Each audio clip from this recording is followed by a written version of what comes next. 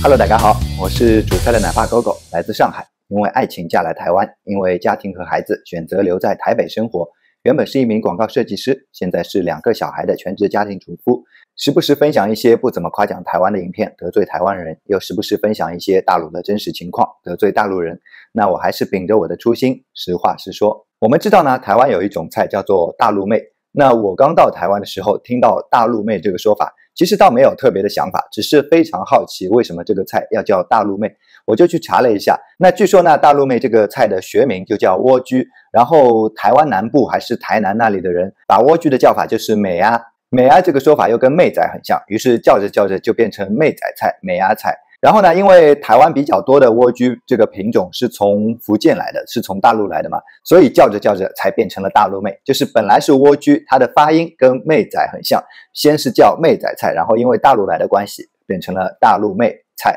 这样一种东西。那据我所知呢，有不少大陆人来到台湾，听到这个大陆妹的名字，觉得有在被歧视。其实歧视这个事情，我觉得也是蛮见仁见智的。所谓言者无意，听者有心。那很多时候呢，就看你自己心里是怎么想的，用什么心态去面对。所以我觉得大陆妹这个说法对我来说没有什么歧视感。那首先我并不是妹，对不对？我是一个脸皮比较厚的男人。另外呢，我觉得就像我以前说过的，我还算比较心高气傲，是一个不太会轻易跟新台币下跪的人。如果有很多新台币摆在我面前，我也是会下跪的。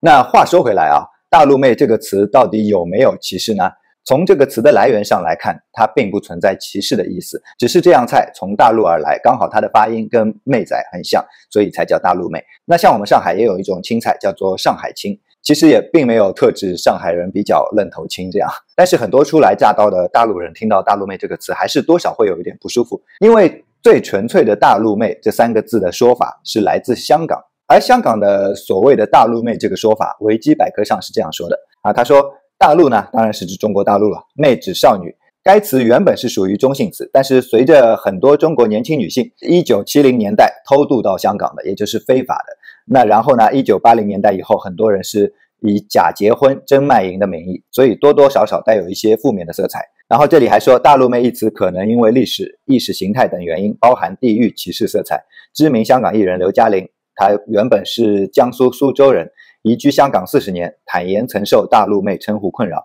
那有人是认为中国大陆在改革开放初期，就总体表现与国际观而言，除了过热的经济活动之外，多方面都还处于急需起步的阶段。此一状态间接影响到自身人民与国际上的地位。其实这个说法也就相当于说，大陆这个地方、这个国家在国际上大家对他的看法多多少少有一些落后嘛，所以叫你大陆妹，表示你是从一个落后的地方来，然后可能从事一些非法活动，所以才会有歧视的这个感觉。但是随着时代的发展，我觉得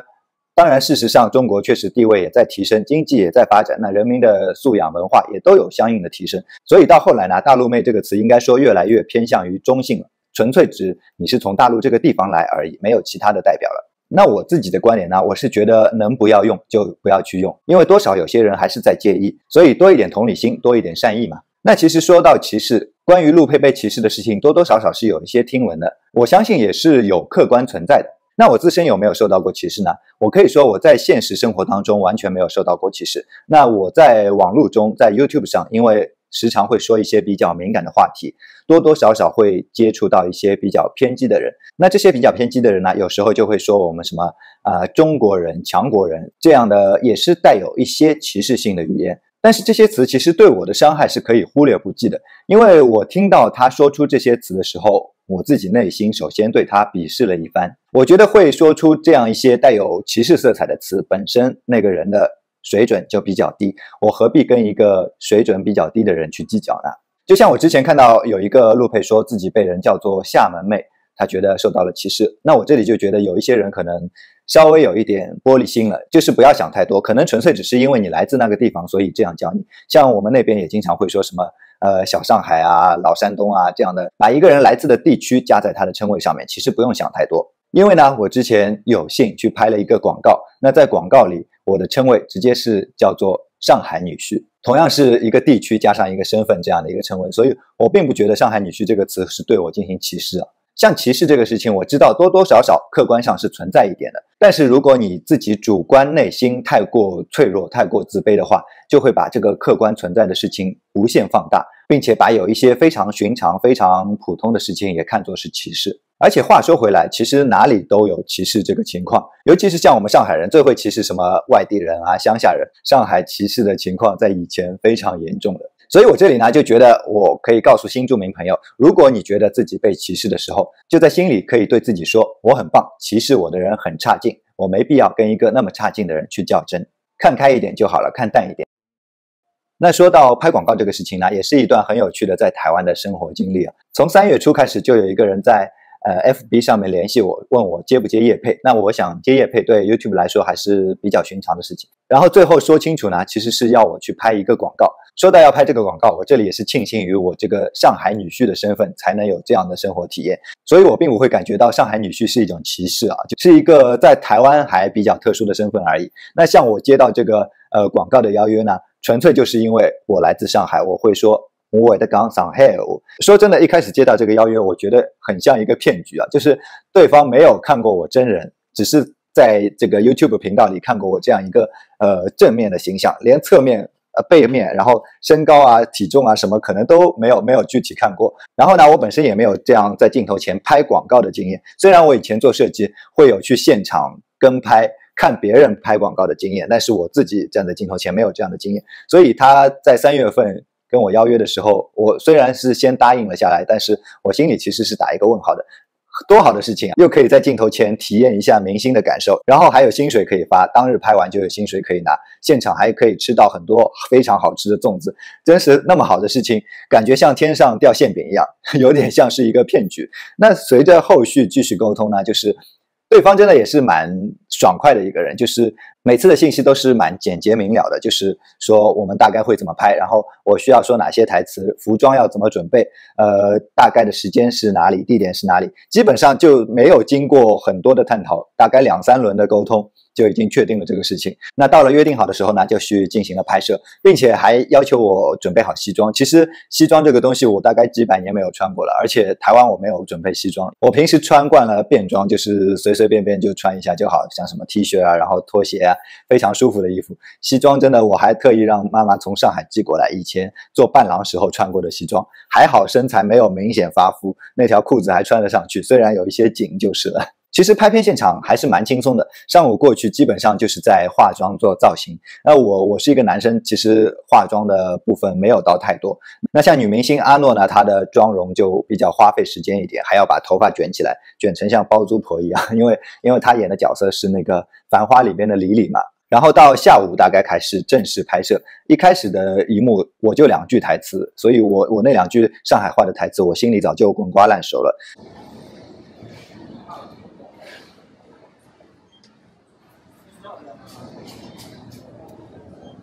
现场稍微排练了一下走位，就直接开拍，非常短的时间，大概半个小时就搞定。但是后面有一个难点，就是要吃粽子，边吃还要边解说这个粽子好吃的点。这样对我一个完全没有美食评论经验的人来说很难，真的很难。因为说实话啊，那个现场的粽子为了拍摄美观，它都是冷的，就是提前蒸好，然后放在那里冷掉了。因为刚蒸完可能剥开来会散掉啊什么的。吃是好吃的那些粽子，里边的料非常足，像什么鲍鱼啊、干贝啊、蟹肉啊，整块蟹脚的肉，料是很好的，但只是冷掉的，而且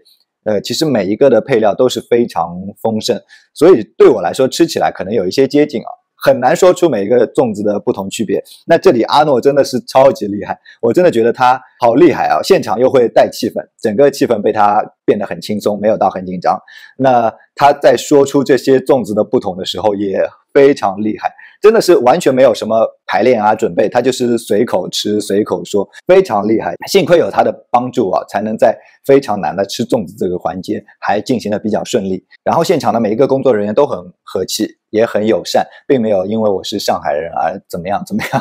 就是真的非常愉快的一次拍广告的经历，非常愉快的一天。所以通过这个事情呢，我也觉得绝大多数的老百姓，大家都正正常常生活，正正经经做事情，没有人那么空来特意歧视你，就是正经做事，正常做事就好。所以真的有一些自身感觉受到歧视的人，不必太过在意，不必太过自卑，拿出自信一点就好了。好了，那这一期最后呢，其实我想到一个问题，作为一个拍摄过王家卫导演的《繁花》的粽子广告的翻拍版的一个刚出道的未来准明星，我是不是要去在微博上转发一条消息呢？表明我的立场是正确的，对不对？还是说我直接关闭微博就好呢？但是微博上有我以前生活的点点滴滴记录，我觉得关闭的话还是有一些可惜的啊，这真是一个让人很头痛的问题啊！但是这个问題至少等我成名之后再说吧，可能永远等不到那一天就是了。那我们就下期再见，大家再会。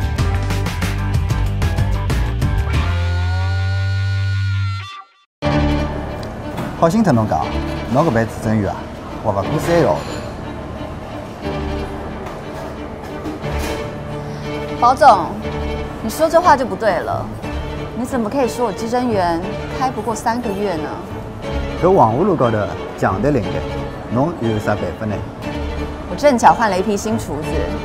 侬瞧瞧我的新菜色，色香味俱全，我相信可以得到黄河路上所有老饕的胃。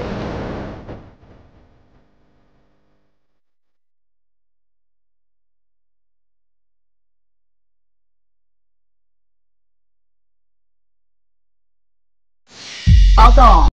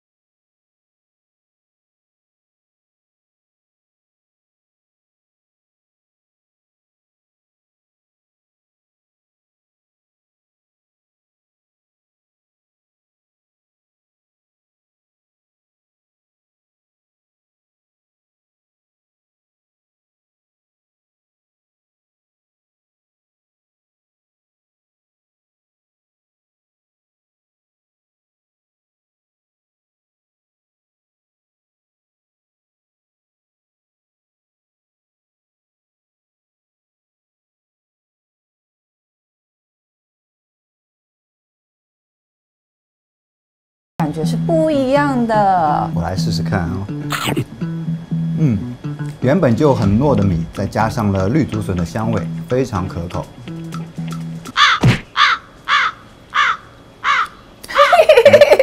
我就喜欢看保总不知所措的样子。接下来是福华大饭店的端阳飘香粽礼盒，那我为您特别挑选的是他们的黄金鲍鱼粽，因为里头有好多种口味的粽子，可能没办法让你一一试吃，这个就让你带回去，您慢慢品尝。哦，谢谢李李。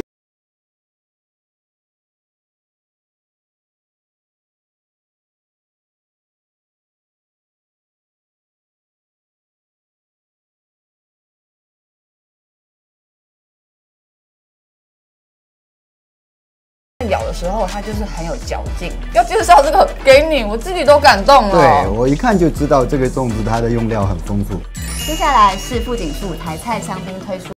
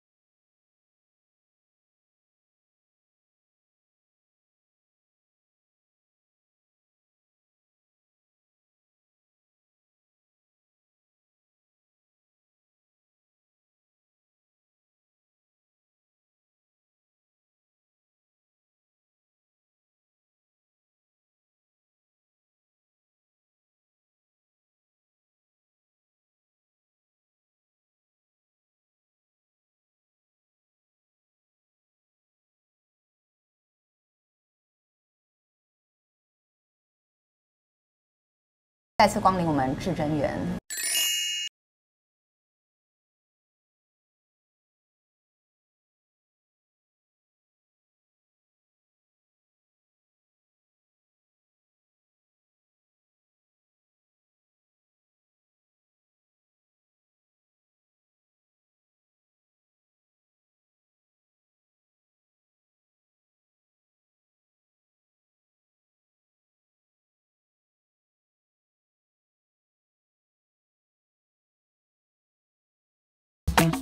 今天吃的粽子还很浓的口味吧？嗲儿，这下黄河路上，你这家至臻园可以站稳脚跟了。